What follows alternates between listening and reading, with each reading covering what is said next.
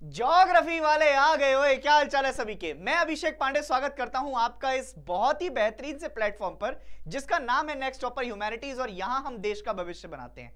आज जो तुम चैप्टर पढ़ने जा रहे हो इसका नाम है वाटर रिसोर्स और यहां से बहुत ही इंपॉर्टेंट क्वेश्चन आए हुए हैं। इनफैक्ट तुम देखोगे तो पीछे जाकर आपका 3 मार्कर में 5 मार्कर में भी आपका क्वेश्चन आए हुए हैं। मैं उम्मीद ये भी कर रहा हूं कि तुम्हारी पढ़ाई अच्छी चल रही होगी और जो जो पढ़ते जा रहे होगे उसके अच्छे से नोट्स और रिवीजन लगातार तुमने आपका कंटिन्यू किया होगा।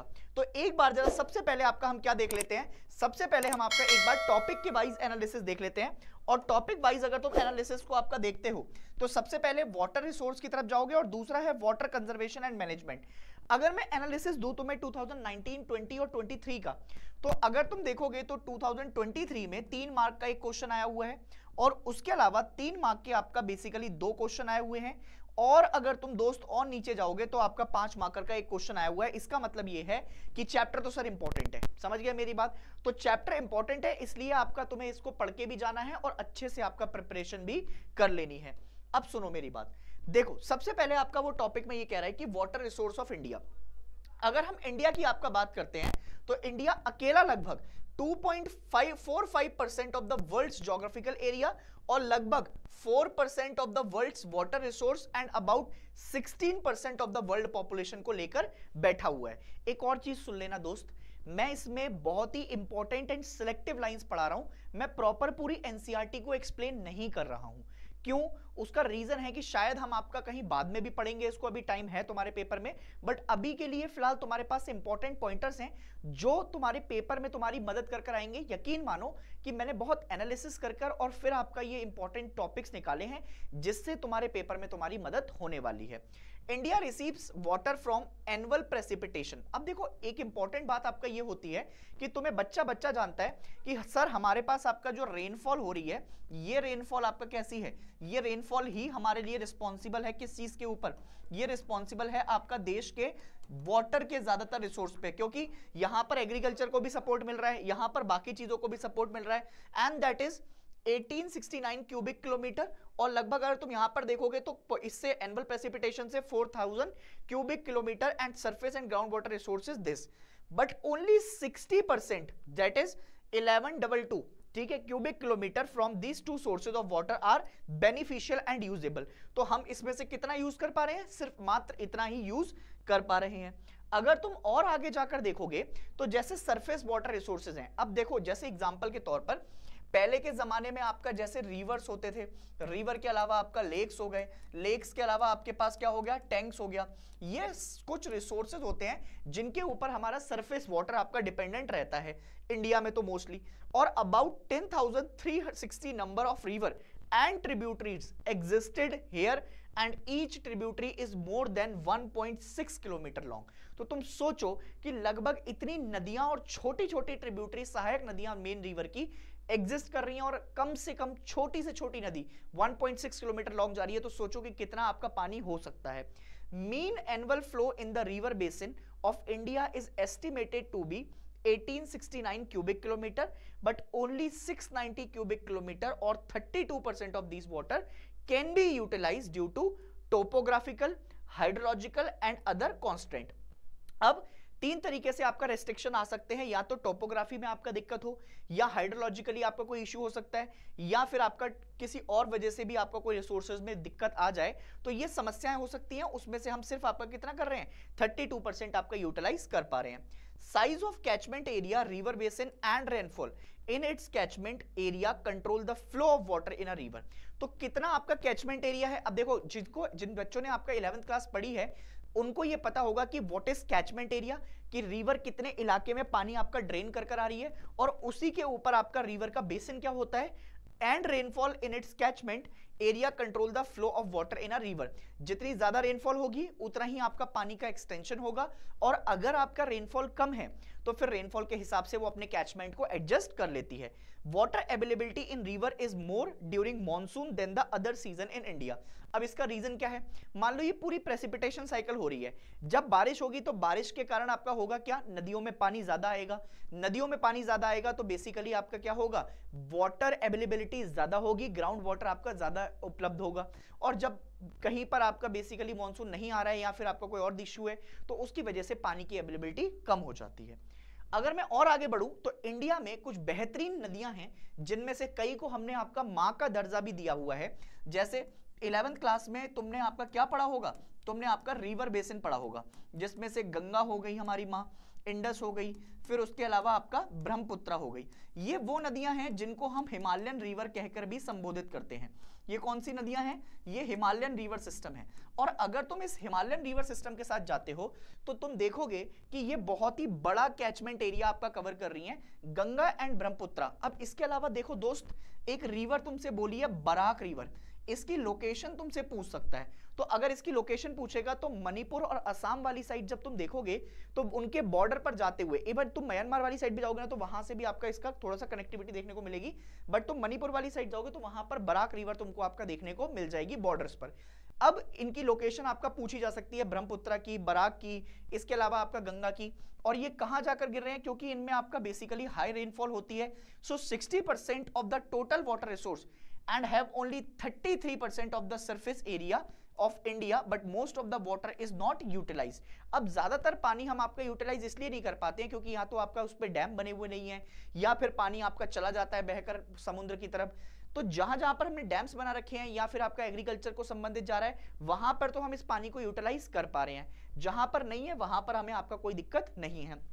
इसके अलावा अगर मैं हिमालयन रिवर सिस्टम से उतरकर पेनिसुलर रिवर सिस्टम की तरफ आता हूं तो उसमें एक तो सबसे पहले हमारे पास दक्षिण गंगा, जो कि अगर तुम कैचमेंट एरिया के हिसाब से देखोगे तो इंडिया में सेकंड लॉन्गेस्ट रिवर भी है, नाम है गोदावरी, इसको दक्षिण गंगा के नाम से भी जानते हैं। इसके अलावा एक नदी है आपका कृष्णा और एक है कावेरी। अगर तुम देखते हो तो जैसे आपका गोदावरी महाराष्ट्र से निकलकर आपका इधर बे ऑफ बंगाल वाली साइड, फिर उसके अलावा कृष्णा भी महाबलेश्वर से होकर इधर ही आपका जाती है, और कावेरी कर्नाटका में आपका होते हुए इधर आपका गिर जाती है किधर, बे ऑफ बंगाल की तरफ। तो ये सारे आपका बेसिकली क्या कर रहे हैं, ये वाटर सोर्स है हमारे पास, ठीक है। अब जरा तुम वाटर टेबल की अगर मैं बात करूंगा, अभी देखते जाना, there is about 432 cubic kilometre of total replenishable ground water, है ना, एंड अवेलेबल इन इंडिया। अगर तुम चाहो तो आपका इतने पानी को आपका क्या कर सकते हो, यूज कर सकते हो। Ganga and Brahmaputra basin have about 46% of the total replenishable groundwater resource. The level of groundwater utilization is relatively high। अगर तुम देखोगे तो हम जो ग्राउंड वाटर का इस्तेमाल कर रहे हैं वो क्या कर रहे हैं, ज्यादा कर रहे हैं। ऑल्दो हम स्टोर नहीं कर पा रहे हैं, हम आपका पानी का यूटिलाइजेशन नहीं कर पा रहे हैं, बट हम जो पानी अवेलेबल है ग्राउंड वाटर का उसको बहुत ज्यादा इस्तेमाल कर रहे हैं। And north western part and southern part of the India. अब जैसे एग्जाम्पल के तौर पर हम बात करें स्टेट्स की, तो सबसे पहले पंजाब आ गया, फिर हरियाणा आ गया, फिर राजस्थान आ गया, तमिलनाडु आ गया। ये वो स्टेट्स हैं जिनके पास आपका सबसे ज्यादा यूटिलाइजेशन हो रहा है पानी का, और इन रिवर्स का भी इस्तेमाल ये कर पा रहे हैं। उसका रीजन क्या है, चावल एक इशू है, क्योंकि चावल के राइस की खेती करते हैं। ऑल्दो अगर तुम देखोगे तो पंजाब और हरियाणा वाले जो रीजन है वो कभी भी आपका चावल की खेती के लिए बहुत ज्यादा उपजाऊ नहीं बताए गए हैं ICAR की तरफ से, बट फिर भी वहां पर खेती होती है। तो उसमें जो पानी इस्तेमाल होता है वो कौन सा पानी इस्तेमाल होता है, वो जो ग्राउंड वाटर अवेलेबल है उसी का इस्तेमाल करते हैं। इसके अलावा अगर तुम देखोगे तो गुजरात, उत्तर प्रदेश और त्रिपुरा, बिहार, महाराष्ट्र, इनमें कैसा पानी इस्तेमाल हो रहा है, मॉडरेट लेवल पर पानी इस्तेमाल हो रहा है। और सबसे कम आपका पानी कहां पर इस्तेमाल कर रहे हैं, छत्तीसगढ़ हो गया, उड़ीसा हो गया और केरला हो गया। इन स्टेट्स में आपका लो यूटिलाइजेशन है किस चीज का, ग्राउंड वाटर का, ठीक है। इसके अलावा अगर मैं और आगे बात करूं तो अब हम जाएंगे आपका लगून्स की तरफ। ये मैंने बहुत अच्छे से आपका पढ़ाया है, कहां पर, अगर तुम देखोगे तो इसको 11th क्लास में आपका मैंने कवर किया है, बट तुम्हें क्योंकि इसमें आप, मुझे पता है तुमने 11th में पढ़ाई तो की नहीं है, तो मैं तुम्हें आपका यहीं पर बता देता हूं, ठीक है। सुनो अब मेरी बात ध्यान से, देखो, some states of India have indented coast line and thus a number of lagoons and lakes have been formed. अब तुम कहोगे कि लगून्स कैसे बने, बेटा सुनना बहुत ध्यान से। जब कभी आपका समुद्र के आसपास तुम जाते हो तो ये समुद्र का आपका शोर है, ठीक है। और अगर शोर से पहले आपका तुम देखोगे तो जो सैंड होती है, समुद्र की सैंड आकर यहाँ पर इकट्ठा होती जाती है, इसको बैरियर रीफ भी कहते, बैरियर आपका कहते हैं, है ना, बैरियर सैंडस्टोन भी कहा जाता है। तो ये जो शोर है और जो ये बैरियर बना है यहाँ पर सैंड का, इन दोनों के बीच में आपका पानी अवेलेबल हो जाता है। इन दोनों के बीच में आपका क्या बन जाता है, इन दोनों के बीच में आपका पानी की अवेलेबिलिटी बन जाती है। अब ये सैंड कहां से आई है, ये समुद्र से आपका बहकर आई है, समुद्र से आपका जो है बेसिकली समुद्र से बहकर आई है, और ये सैंड आपका समुद्र के किनारे से थोड़ी दूर समुद्र के अंदर जमा हो जाती है। अब जो इसके बीच में आपका पानी है, शोर के बीच में और इसके ये बीच वाला बैरियर के बीच में, तो ये वाला जो पानी है इसी से आपका क्या क्रिएट होती है, इसी से मोस्टली आपका लगून लेक्स क्रिएट हो जाती हैं। और फिर उसके अलावा आपका बैकिश वाटर, जहां पर आपका खारा पानी वगैरह तुमको दिखाई देगा। एग्जाम्पल के तौर पर तुम सबसे ज्यादा आपका देख सकते हो केरला में, उड़ीसा में, वेस्ट बंगाल में, यहां पर तुम्हें क्या देखने को मिलेंगे, लगून्स और बैक वाटर, ब्रैकिश वाटर देखने को मिल जाएंगे। These water resource are used for किस किस चीज के लिए, सुनना यहां से क्वेश्चन बन सकता है कि किस चीज के लिए इस्तेमाल हो सकते हैं। तो एक तो फिशिंग के लिए इस्तेमाल हो सकते हैं, irrigating certain variety of paddy, इसका भी इस्तेमाल हो सकता है, क्रॉप्स में इस्तेमाल हो सकते हैं, कोकोनट में इस्तेमाल किया जा सकता है, वाटर डिमांड एंड यूटिलाइजेशन में भी आपका इसका इस्तेमाल हो सकता है। एग्रीकल्चर को देखोगे तो agriculture being an important part of Indian economy, भाई मैंने तुमसे पहले भी कहा था कि प्राइमरी एक्टिविटी जो है वो एक समय पे सबसे इंपॉर्टेंट रोल प्ले करती थी किसी भी अगर देश को तुम देखोगे।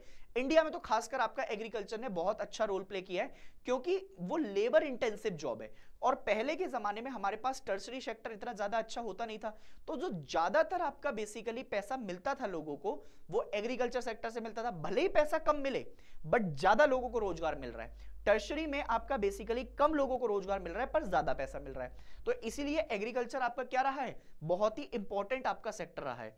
अगर इंडियन इकोनॉमी की बात करें तो alone uses about 89% of the surface water and 92% of the ground water. Most of the development project, अब जैसे बहुत सारे हमने आपका डैम्स बनाए हैं, कौन कौन से डैम, अब सुनो यहां से लोकेशन का क्वेश्चन पूछा जा सकता है पेपर के अंदर कि ये डैम्स जो आपका बात कर रहे हैं इनकी लोकेशन कहां पर है। तो सबसे पहले भाखरा नंगल डैम की बात करेंगे। भाखरा नंगल डैम कहां पर पड़ेगा, हिमाचल प्रदेश में। फिर पड़ेगा हीराकुंड, हीराकुंड किधर की तरफ पड़ेगा, उड़ीसा की तरफ, महानदी पर बना हुआ है ये। फिर दामोदर वैली वाली साइड चले जाओगे। ऐसे ही नागा अर्जुना सागर डैम है, एक है इंदिरा गांधी कैनाल प्रोजेक्ट, ये राजस्थान वाली साइड दिखाई देता है। अब देखो मैंने तुम्हें इतने बताए हैं तो तुम मुझे एक चीज बताना, मेरे दो क्वेश्चन है तुमसे। एक तो मेरा यह है कि भाखरा नंगल डैम कौन सी नदी के ऊपर बना हुआ है, यह क्वेश्चन आपका मुझे तुमसे चाहिए, पहला। दूसरा तुम मुझे यह बताना कि ये जो नागा अर्जुना सागर डैम है ये आपका डैम कौन सी स्टेट को पानी देने का काम करता है, ठीक है, ये बता देना और इसको एक मैप में लेकर प्रॉपर लोकेशन के साथ आपका मार्क कर लेना। 5-year plan were starting to provide water to agriculture sector and increase agriculture production। जब सबसे पहला 5-year plan आया था तो सबसे पहले 5-year plan को लेकर आया गया था 1951 में और 1956 तक आपका बेसिकली इसको रखा गया। इसमें जो सबसे ज्यादा फोकस रखा गया था वो एग्रीकल्चर सेक्टर को रखा गया था और उसी में भाखरा नंगल डैम को आपका सपोर्ट मिला भी था। अगर तुम देखोगे तो एग्रीकल्चर इकोनॉमी को ज्यादा बढ़ावा देने के लिए ही हमने क्या किया था, फर्स्ट 5-year प्लान को प्रपोज किया था। कोई दिक्कत कोई परेशानी है ना। हेरोड डोमर मॉडल का नाम सुना है तुमने, हेरोड डोमर मॉडल का नाम सुना है। फर्स्ट 5-year प्लान में आपका बताना मुझे कैसे आपका कनेक्टेड है हेरोड डोमर मॉडल। अब तुमसे अगर मैं बात करूं so demand of water for irrigation, अब देखो जैसे धीरे धीरे तुम जाओगे तो हमें इरिगेशन पर्पस के लिए मोस्टली आपका होता क्या है कि जैसे मॉनसून आ जाता है बट अगर मॉनसून नहीं आ पा रहा है तो उस मॉनसून की आपका अवेलेबिलिटी के लिए हमें क्या चाहिए, इरिगेशन के लिए आपका पानी चाहिए ही चाहिए। और ज्यादातर हम डिपेंड रहते हैं रेनफॉल के ऊपर, बट अगर रेनफॉल नहीं हो पाई है तो रेनफॉल के अलावा बाकी सारी चीजें अवेलेबल रहेंगी। Winter and summer season are more or less dry in most part of the India. अब होता क्या है कि ज्यादातर या तो जब समर्स होती हैं तो प्रेसिपिटेशन रेट और जो एब्जॉर्प्शन होता है पानी का वो कंडेंसेशन बहुत ज्यादा हो जाती है, तो अब वो पानी आपका इवेपोरेट होकर ऊपर चला जाता है। ऐसे ही आपका विंटर्स के टाइम पर बरसात नहीं होती तो फिर वो भी एक इशू हो जाता है। So without irrigation agriculture can not be practice in this part. अब जैसे कुछ क्रॉप्स हैं, जैसे हमारे पास राइस हो गई, शुगर केन हो गया, जूट हो गया, जूट एक कैश क्रॉप भी है। इसके अलावा are water intensive and require more water to grow. अब इनमें पानी बहुत ज्यादा लगता है, तो पानी लगेगा तो आपका तभी तो ये इनकी ग्रोथ हो पाएगी। Irrigation helps to grow multiple crops, gives more agriculture productivity.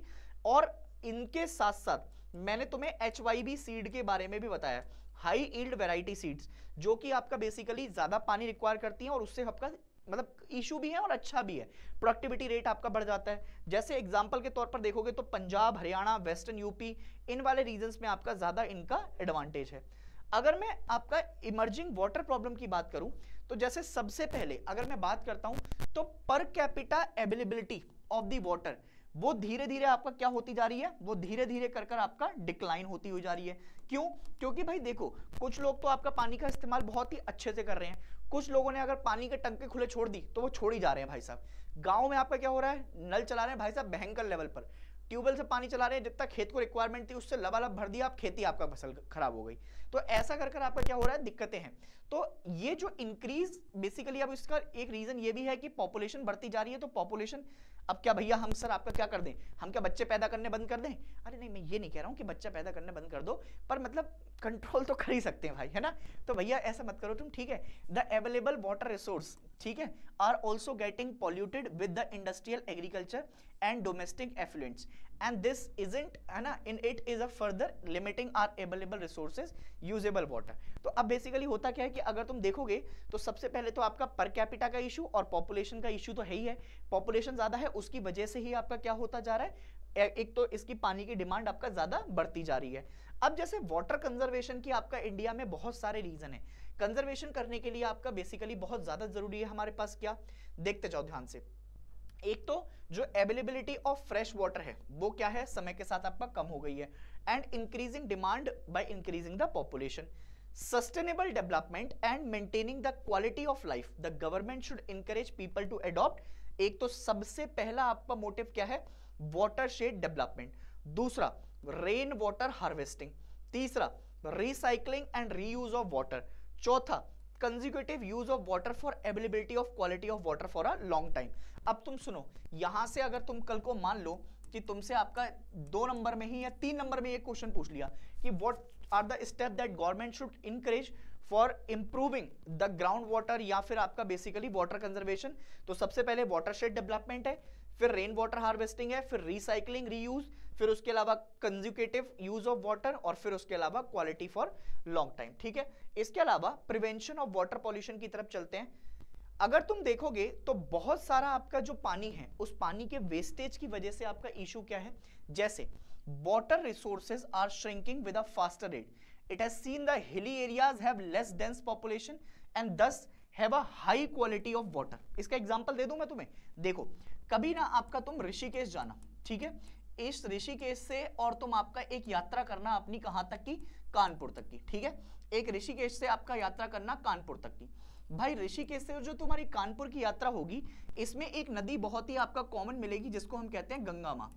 Rishikesh में यही गंगा माता का पानी बिल्कुल निर्मल स्वच्छ तुमको दिखाई दे रहा होगा, बट जब तक ये कानपुर आपका पहुंचेगी तो वो इतनी काली हो जाएगी कि तुम्हें ऐसा दिखाई देगा कि ये कोई गटर तो नहीं है। तो ये जो आपका हो रहा है इसकी वजह से आपका क्या होता जा रहा है, क्योंकि एक तो पॉपुलेशन कम है आपका, अगर तुम हिली एरियाज में जाओगे तो उसकी वजह से पानी आपका क्या रहता है, स्वच्छ रहता है। जैसे जैसे तुम आपका नीचे की तरफ आओगे पॉपुलेशन डेंस होती जा रही है और उसकी वजह से आपका पानी क्या होता जा रहा है, मैला होता जा रहा है। Whereas plains have dense population, मैदानी क्षेत्रों में आपका डेंस पॉपुलेशन है तो उसकी वजह से पानी की क्वालिटी क्या होती जा रही है, कम होती जा रही है। दूसरी एक इंपॉर्टेंट बात और भी है, अगर तुम पहाड़ों में जाओगे तो वहां पर मोस्टली इंडस्ट्रीज ज्यादा अपनी फैक्ट्रीज नहीं लगाते हैं, क्योंकि एक तो वो आपका अर्थक्वेक जोन इलाके हैं और हाई जोन में आते हैं, तो ज्यादातर, और फिर बहुत सारे रॉ मटेरियल के रिसोर्सेज, फिर उसके अलावा आपका लेबर पॉपुलेशन, तो इन सारी अवेलेबिलिटी कहाँ मिलती है, प्लेन्स के इलाकों में। तो इसलिए ज्यादातर इंडस्ट्रीज आपका यहीं पे लगती हैं और फिर वो पानी को क्या करती हैं, बहुत ज्यादा पॉल्यूट करती हैं।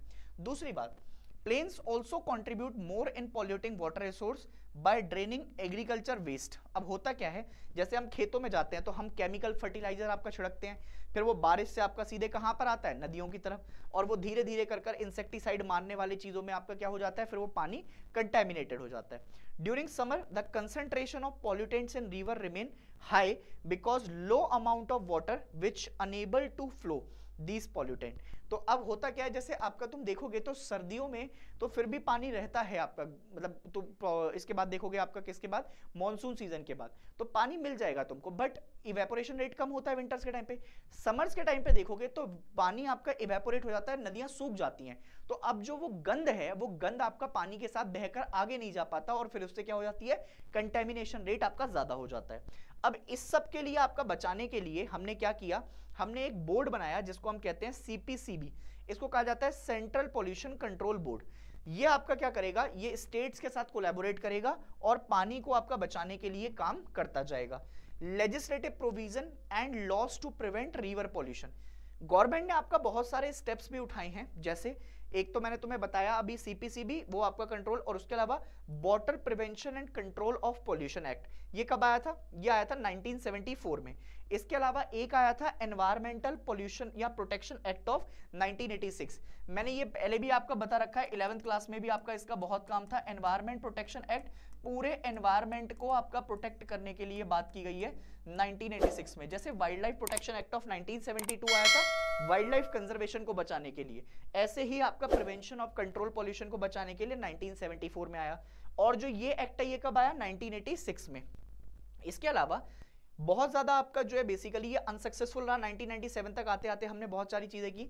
251 polluting factories were establish along the rivers and lakes. तो ये क्या हुआ, अब इसके बावजूद भी आपका इंडस्ट्रियल एरिया बढ़ता गया, क्यों? क्योंकि हम आपका डेवलपमेंट के नाम पर उनको चीजों को लगाते जा रहे हैं। फिर आता है वाटर सेस एक्ट ऑफ 1977। ये आपका मोस्टली एक तरीके से चार्ज लगाया गया था, जिससे हमने क्या किया, जिससे हम आपका बेसिकली पॉल्यूशन को प्रिवेंट करना चाह रहे थे। So there is urgent need to create awareness in public and importance of water is very necessary. देखो सबसे बड़ी चीज ये है कि अगर लोगों के बीच में अवेयरनेस नहीं होगी तो फिर तुम चाहे कुछ भी करते रहो, फिर तुम गाली देते रहोगे, अरे वो तो फेंकता ही है, मैं भी फेंक देता हूं। पड़ोसी के जो खाली प्लॉट पड़ा है पड़ोसी के, उसमें आपका जो है कोई चाय की पत्ती डाल रही है मम्मी सुबह सुबह, तो मैं आपका उसमें कूड़ा डाल दूंगा पूरा। अरे भैया ऐसा नहीं करना है, पड़ोसी का आपका प्लॉट उसने लिया बेचारे ने, तुमने उसे कूड़ा दान बना दिया है, ऐसा थोड़ी करना है, उससे आपका दिक्कत तुम्हें भी तो होगी। अब जैसे यहाँ पर तुम देखोगे तो यहाँ पर बहुत सारी नदियां हैं, जैसे यमुना रिवर देखोगे तो ये सबसे आपका बेसिकली पुअर क्वालिटी की है। दिल्ली आते आते देखोगे ना दोस्त, तो दिल्ली आते आते इतना हालत खराब हो जाते हैं इसके जिसका कोई जवाब नहीं। फिर उसके अलावा इलाहाबाद वगैरह में भी आपका आते आते इसके हालत खराब है। इसके अलावा हम बात कर सकते हैं आपका किस चीज की, हम बात कर सकते हैं आपका रीसाइकल की। अगर तुम आपका रीसाइकल कर सकते हो पानी को, तो उससे अच्छी बात आपका कोई नहीं हो सकती। ड्रिंकिंग वाटर ट्रीटमेंट प्लांट्स आपका लगा दो, ड्रिंकिंग, जैसे अब एक ये है, जैसे ड्रिंकिंग वाटर, फिर आपका सिटी सीवेज से आपका होते हुए फिर सीवेज ट्रीटमेंट प्लांट लगाओ, फिर एडवांस ट्रीटमेंट में जाओ, फिर उसके बाद आपका रिसाइकल वाटर, फिर river of reservoir, abstracted water और ड्रिंकिंग वाटर ट्रीटमेंट प्लांट लगवा दो। इससे क्या होगा, इससे आपका जो है बेसिकली पानी को आपका रीयूज भी किया जा सकता है। Simple best way to conserve fresh water and make available for all. इससे क्या होता है, waste water cooling and fire fightings. फिर उसके बाद आपका जो है हम इसको किस में इस्तेमाल कर सकते हैं, जैसे अगर देखो तुम गंदे पानी का इस्तेमाल करना ही चाहते हो, तो जहां जहां अभी समर्स में आपका क्या होता है, बहुत सारे फायर फाइटर्स हो जाते हैं या आग लगी होती है, तो उसको गंदे पानी को आपका उसमें फायर फाइटर में इस्तेमाल कर लो। और भी बहुत सारे आपका रीजन है जहां पर तुम इसको इस्तेमाल कर सकते हो। Water could be collected after bathing and washing utensils, और उसको washing cloth and cars can be a better option for gardening. अगर तुम आपका इनको कार को धोने के बाद या बाकी सारी चीजों के बाद, तो उसको कहां पर इस्तेमाल कर लो, गार्डनिंग में इस्तेमाल कर लो। तुम उसको वॉशिंग में भी आपका इस्तेमाल ना कर कर अपने टॉयलेट्स में भी इस्तेमाल कर सकते हो। तो ये बहुत सारे ऑप्शन है। Today reusing and recycling of water is limited to very few people. अब अगर मैं बात करूं तो वाटरशेड मैनेजमेंट, ये बेसिकली आपका रेफर करता है efficient management and conservation of surface water. Watershed management includes, क्या क्या आता है इसके अंदर, सबसे पहले आता है ग्राउंड वाटर रिसोर्सेस, इसको आपका मिलना चाहिए कि ग्राउंड वाटर का जो पानी है। दूसरा, प्रिवेंशन ऑफ ये सरफेस रन ऑफ, जो आपका पानी बहकर निकल जाता है उस पानी को आपका कहीं ना कहीं पर स्टोर करके रखना है। फिर है storage and recharge of ground water by different method such as percolation tanks, ये लगा दो, फिर रिचार्ज बेल्स भी लगा दो, और इनसे क्या होगा, इनसे पानी को आप रोक पाओगे। Conservation, regeneration and judicious use, judicious मतलब होता है बहुत ही अच्छे तरीके से यूज करना, ऑफ नेचुरल रिसोर्सेज, जिसमें आपका क्या आता है, land, water, plants and animal and human resource, ये हमारी आपका नेसेसिटी है। और इनके बीच में हमें आपका क्या बनाना पड़ेगा, बैलेंस भी आपका बनाना पड़ेगा। अब ये ऐसा नहीं है कि एक इंसान आपका जो है मसीहा बन के निकल जाए, कि जुर्म मिटाने को एक मसीहा निकलता है जिसे लोग शहंशाह कहते हैं। भैया शहंशाह तो आपका अपना काम कर रहे हैं, तुम क्या कर रहे हो, तो उसके लिए तुम्हें क्या बनाना पड़ेगा, कम्युनिटी पार्टिसिपेशन आपका करना पड़ेगा। कम्युनिटी पार्टिसिपेशन होगा तो ये वाटरशेड मैनेजमेंट अच्छा हो जाएगा बाय द टाइम। अब वाटरशेड डेवलपमेंट और मैनेजमेंट प्रोग्राम आपका बहुत ज्यादा अच्छे लेवल पर आपका चलाए गए हैं। समय समय पर आपका सेंट्रल गवर्नमेंट और स्टेट गवर्नमेंट दोनों ही इसमें आपका क्या करती है, पार्टिसिपेशन करती है। इसके लिए सबसे इंपॉर्टेंट आपका एक प्रोजेक्ट चलाया गया था, मैं बताता हूं तुम्हें, इसको कहते हैं हरियाली प्रोजेक्ट। हरियाली क्या है, ये पूछ सकता है तुमसे किसके अंडर आता है, हरियाली is a watershed management program, conservation program क्या है, तो बता देना कि आपका ये watershed development and management program के अंदर आता है। It is sponsored by the central government, while gram panchayat of different villages executed with the public participation. तो इसको चलाया किसने है? इसको चलाया सेंट्रल गवर्नमेंट में है, और पार्टिसिपेशन किसका होता है? जो ग्राम पंचायत होती है वो लोगों को लेकर आपका इसको चलवाती हैं। ऐसे ही इस प्रोग्राम के अंदर क्या होता है, लोग आपका बेसिकली कंजर्वेशन ऑफ वाटर के ऊपर काम करते हैं और ड्रिंकिंग वाटर, इरिगेशन के लिए, फिशरीज के लिए और एफोरेस्टेशन के लिए आपका काम करते हैं। ऐसे ही नीरू मीरू, नीरू मीरू का मतलब होता है वाटर एंड यू वाला प्रोग्राम है, ये आंध्र प्रदेश एंड आवरी पानी संसद आपका जो चलाया गया था अलवर राजस्थान वाले इलाकों में। तो इसको भी आपको याद रखना है ना, इनको भी वाटरशेड डेवलपमेंट के अंदर याद रखिएगा। ये पूछ सकता है तुमसे पेपर में, डायरेक्ट क्वेश्चन आ सकता है ना, एमसीक्यू बन सकता है यहां से, मतलब मैं ये एक्सपेक्ट कर रहा हूं। फिर आते हैं रेन वाटर हार्वेस्टिंग की तरफ। It is a cheap and environmental, ये चीप वो वाला नहीं है जो तुम हो, नहीं तुम चीप नहीं हो, तुम तो अच्छे लोग हो, पर मतलब ये चीप वो वाला नहीं है जो तुम किसी दूसरे को कहते हो। ये चीप आपका बेसिकली क्या है, सस्ता, ठीक है। And environment friendly technique that guides us to store rain water into borewells. Borewells क्या होता है, जो हमारी आपके ट्यूबवेल्स वगैरह होते हैं, पिट्स में, also recharge ground water aquifers for different usage. बहुत सारे अलग अलग चीजों में हम इसका क्या करते हैं, इस्तेमाल करते हैं। इसके क्या होगा, इससे बहुत सारी आपका बेसिकली बेनिफिट्स हो सकते हैं। इस क्वेश्चन को इंपॉर्टेंट मार्क कर लेना, ये 3 नंबर का एक क्वेश्चन आपका पेपर में पूछा जा सकता है।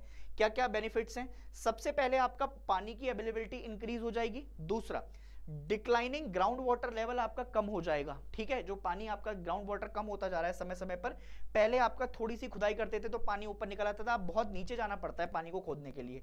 इससे क्या होगा, quality of ground water improve होगी, और जो पॉल्यूशन में फ्लोराइड, नाइट्रेट्स वगैरह आपका आ रहे हैं वो भी आपका क्या हो जाएंगे, कम हो जाएंगे।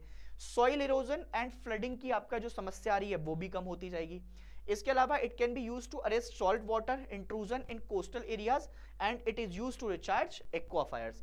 इनको भी आपका हम क्या कर सकते हैं, समय समय पर मतलब इस्तेमाल कर सकते हैं। फिर आते हैं national water policy of 2002, important है, पेपर में आपका क्वेश्चन यहां से बन सकता है। National water policy 2002 stipulates water allocation priority broadly on the following order. एक तो सबसे पहले आपका ड्रिंकिंग वाटर पर हम फोकस करेंगे, फिर इरिगेशन के ऊपर फोकस करना है, हाइड्रो पावर जिससे हम आपका इलेक्ट्रिसिटी जनरेट करते हैं, इंडस्ट्रियल यूज और बाकी सारी चीजों में। इसका जो मेन ऑब्जेक्टिव था, यहां से पेपर में क्वेश्चन पूछ सकते हैं कि what were the objective of national water policy 2002। तो इसका जो मकसद था वो ये था, provide water to all human beings and animals. इसके अलावा regular monitoring of surface and ground water quality. इसके अलावा create awareness of water as scarce resources, create conservation consciousness among people through education, regulation, और उसके अलावा incentive and डिसेंटिव etcetera.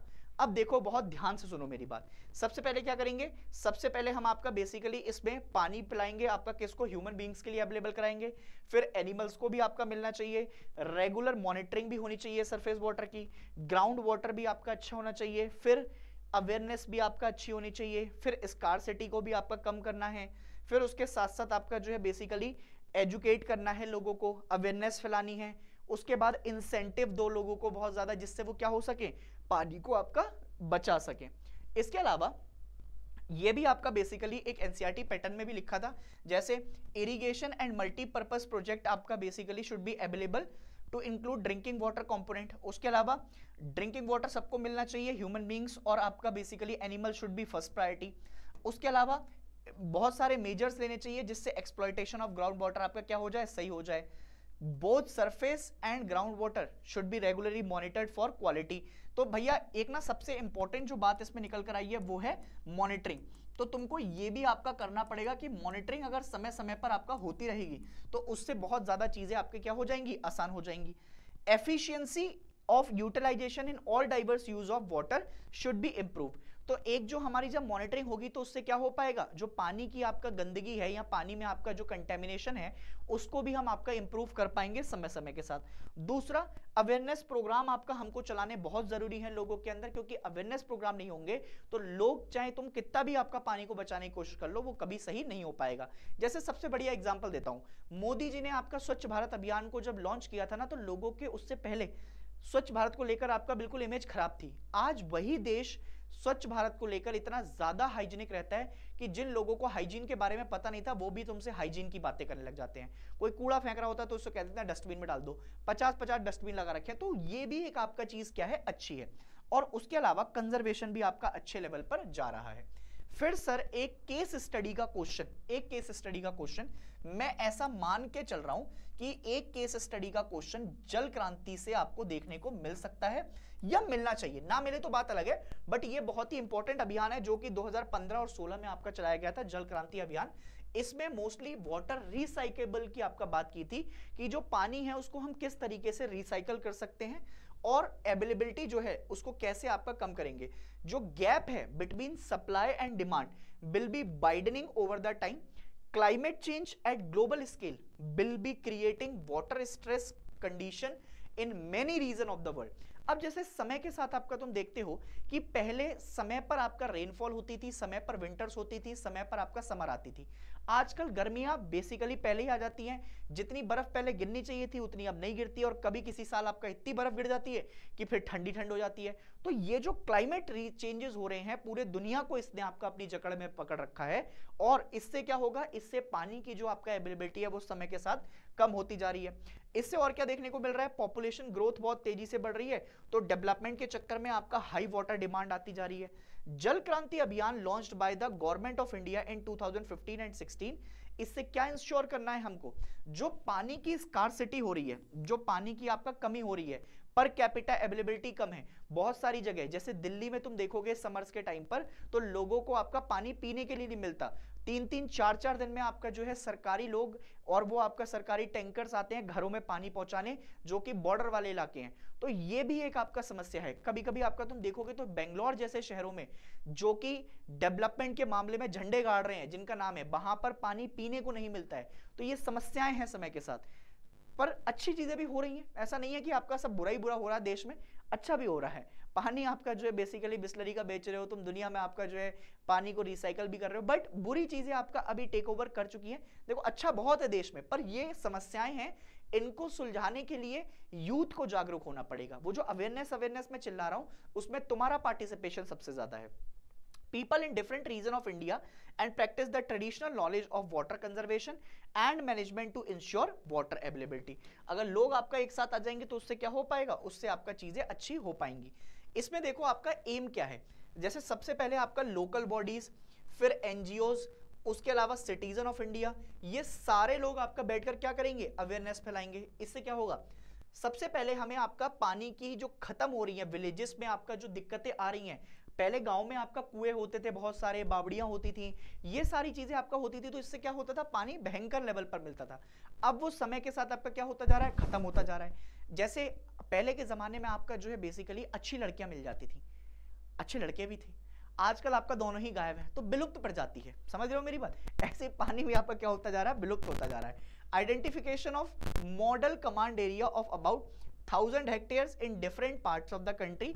Example के तौर पर UP, Haryana north, Karnataka, Telangana, Tamil Nadu south, Rajasthan, Gujarat west और Orissa east, Meghalaya north east. इनमें आपका बेसिकली क्या करो, तुम आइडेंटिफाई करो कुछ इलाकों को, और वहां पर हम आपका कंटेमिनेट वो जो पानी है उसको आपका लेकर आएंगे और अच्छा करेंगे। फिर पॉल्यूशन को आपका कम करने के लिए हमें क्या करना है, recharge reducing the ground water pollution आपका उसको सही करना है। Construction of arsenic free wells in selected areas of the country, ये भी बनाकर आपका दो और पॉल्यूशन को आपका कम करो।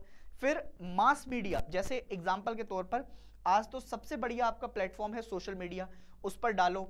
लोग आपका आपस में जाकर अगर बीचेस की सफाई कर रहे हैं तो उनकी फोटोज डाल दो, हर चीज की फोटो डालते हो उसकी भी डाल दो। रेडियो पर आपका प्रचार करो, जो रेडियो आपका बेसिकली आरजे हैं, अगर वो मेरी बात सुन रहे हैं, जैसे एक आरजे अभी बहुत फेमस हुई थी आपका ना, अगर कभी मतलब मैं टैग कर पाऊँ उनको तो मैं करना चाहता हूँ, बहुत अच्छी सी लगी मुझे वो। उसने एक लड़के को फूल दिया और वो क्या हुआ, फिर वो फूल आपका मेट्रो में वो वायरल हो गया। तो मतलब वो लड़कों का ख्याल रख रही है, तो मैं उनको आपका अप्रिशिएट करना चाहता हूँ इस मामले में कि वो अच्छी आरजे है, जो भी है मतलब वो है ना, अच्छा काम कर रही है वो, ठीक है। तो रेडियो, फिर उसके अलावा टीवी, प्रिंट मीडिया, पोस्टर, तो उनसे मेरी आपको गुजारिश ये है कि इसको भी थोड़ा सा आपका बढ़ावा दे दो, है ना। इसके अलावा Jal Kranti Abhiyan is designated to provide livelihood and food security to water security. तो इससे क्या होगा, इससे आपका जो है बेसिकली चीजें सही हो जाएंगी। विच of the following programme sponsored by central government aims at enabling the rural population to conserve water for drinking, irrigation, fisheries and afforestation.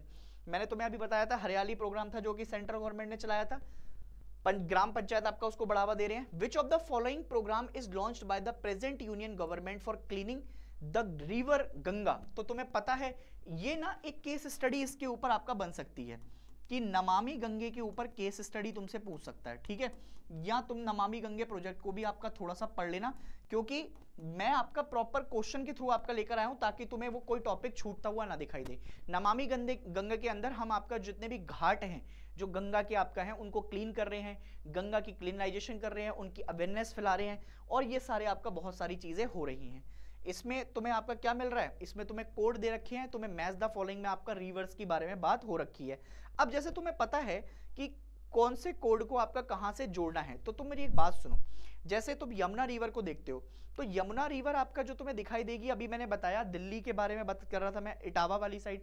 ऐसे ही काली रिवर जो है, काली रिवर मोस्टली आपका मुजफ्फरनगर वाले इलाके में दिखाई देती है, क्योंकि ये, इसके अलावा गोमती रिवर, ये 11th क्लास में मैंने पढ़ाई थी, गोमती रिवर आपका यूपी से निकलती है. गोमती आपका जगह है तो मोस्टली कौन सी जगह दिखाई देगी, लखनऊ शहर इस पर बसा हुआ है और एक रायबरेली बसा हुआ है.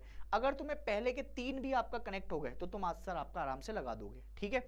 गंगा के बारे में तुम्हें पता ही है, अभी मैंने बताया कानपुर और वाराणसी 2 ऐसे शहर हैं. मैंने तुम्हें एक यात्रा अभी याद कराई थी, कहां से कहां तक, मैंने तुम्हें आपका एक यात्रा याद कराई थी ऋषिकेश से और आपका कानपुर तक. कौन सी नदी से याद कराई थी, गंगा. तो ये यात्रा याद रखना अपने दिमाग में, उसको मैच द फॉलोइंग लगा दोगे तो आंसर तुम्हारा आ जाएगा. Which of the following state has started Neeru Meeru programme. तो तुम्हें पता है आंध्र प्रदेश ने शुरू किया है, अभी पढ़ा कर आया हूं मैं. इसके अलावा which of the following river comes under the west. अब वेस्ट में तुम जाओगे तो तुम्हें एक तो गुजरात दिखाई देता है, और गुजरात में आपका जो है बेसिकली कौन सी रिवर दिखाई देती है, साबरमती. कैसे याद रख सकते हो, दे दी हमें आजादी बिना खड़क बिना ढाल, साबरमती के संत तूने कर दिया कमाल. तो वो साबरमती कौन है, तो साबरमती आपका रिवर है, और संत कौन थे, संत थे हमारे गांधी जी. तो भैया बाकी ये पेरियार किधर मिलेगी, केरला में. यमुना किधर मिल रही है, ये उत्तराखंड से आ रही है. और चंबल किधर है, तो ये तो आपका एमपी वगैरह वाली साइड से आपका होते हुए और फिर आपका कहाँ जा रही है, ये कोटा वगैरह में देखने को मिलेगी तुम्हें, कोटा देख लोगे इसको, ये उधर है. तो एक इकलौती रिवर बची, एलिमिनेशन टेक्निक भी यूज करोगे तो साबरमती आपका दिखाई दे जाएगी. इसके बाद explain 3 major aspect of policy of 2002. बता दोगे, मैंने आपका पढ़ा दिया है तुम्हें पॉलिसी के बारे में. रेन वाटर हार्वेस्टिंग ने कैसे मदद की है ये भी तुम आपका बता दोगे. Industries pollute India's water bodies, explain with example. Delhi में आपको क्वेश्चन पूछा हुआ है 2014 में, एक्सप्लेन करना है तुम्हें इसको. इसके अलावा explain 3 major problem related to water in India. ये एक इंपॉर्टेंट क्वेश्चन हो सकता है इस साल के पेपर के लिए, याद रखिएगा, चाहे भले और में आए, बट मुझे ऐसा लग रहा है कि ये आ सकता है. और एक ये क्वेश्चन पर भी आपका मैं मार्क कर रहा हूं इंपॉर्टेंट, इसको प्लीज पढ़ लीजिएगा. Explain with example how watershed management and rain water harvesting helps in conserving water. और अलग अलग तरीके से आपका क्वेश्चन ये पूछा गया है, ठीक है. इसके अलावा अब यहां से आपका पाई चार्ट पढ़वाया है तुमसे, और पाई चार्ट पढ़वाकर तुमसे क्वेश्चन करवाना चाह रहा है. ये केस स्टडी भी आपका मैंने दे दी है, इस केस स्टडी को जल क्रांति वाली को भी प्लीज पढ़ना. यहां से भी मैं मान के चल रहा हूं कि ये इंपॉर्टेंट है, क्वेश्चन आपका उठ सकता है, ठीक है. केस स्टडी पढ़ लोगे तो तुम्हारा काम आपका आसान हो जाएगा, ठीक है. ये केस स्टडी के क्वेश्चन आपका पढ़ते हुए तुम जा रहे हो. और एक इंपॉर्टेंट क्वेश्चन जो कि मैंने होमवर्क के तौर पर आपका निकाला है, इसको प्लीज आपका करके लेकर आइए. इसका आंसर मैं तुम्हें नहीं दूंगा, इसका आंसर तुम खुद लिखोगे. और कैसे लिखोगे, पहले आपका पॉइंट्स में लिखोगे, ठीक है. Point number 1, point number 2, point number 3, point number 4, point number 5 और पॉइंट नंबर 6. इसके टोटल 6 पॉइंट तुम लिखोगे. दूसरी चीज, इसमें वाटरशेड मैनेजमेंट में ना थोड़ा सा चार्ट वगैरह में अगर तुम आपका किसी स्टेट का नाम लिख दो या कुछ लिख दो तो वो भी अच्छा लगेगा. और बड़ा बड़ा यहां पर आंसर लिखने से पहले एक आंसर लिखना, आंसर लिखकर आपका लिखना होमवर्क बाय अभिषेक सर, और फिर मुझे आपका टैग कर इसका आंसर देना. तुम, उम्मीद करता हूं कि ये तुम्हें लेक्चर बहुत अच्छा लगा होगा, पसंद भी आया होगा और मजा आया होगा. Ladies and gentleman, you do not need to worry, because अभी मैं तुम्हारे साथ हूं, एंड जब तक तुम आपका अपने लक्ष्य को ना पालो तब तक मैं तुम्हारे साथ खड़ा रहूंगा. कोई प्रेशर नहीं लेना है, किसी मजबूरी में आकर नहीं पढ़ाई करनी है, अपने लिए पढ़ाई करनी है. एंड समय है, किसी चीज को आपका दिखाने के लिए पढ़ाई नहीं करनी, अपने लक्ष्य को प्राप्त करने के लिए आपका पढ़ाई करनी है. ये दिखाने के लिए पढ़ाई करनी है कि तुम्हारी जो पिछले 11 साल की आपका कमियां हैं उनको भरी पूर्ति करने के लिए 12th आपके पास एक ऑप्शन है, और इस 12th में तुम्हें आपका कहर मचा देना है, कहर मचा देना है, कहर मचा देना है। तब तक अपना ध्यान रखो, खुश रहो, मुस्कुराते रहो, एंड मैं आपसे मिलूंगा फिर से नेक्स्ट चैप्टर में। तब तक के लिए जय हिंद।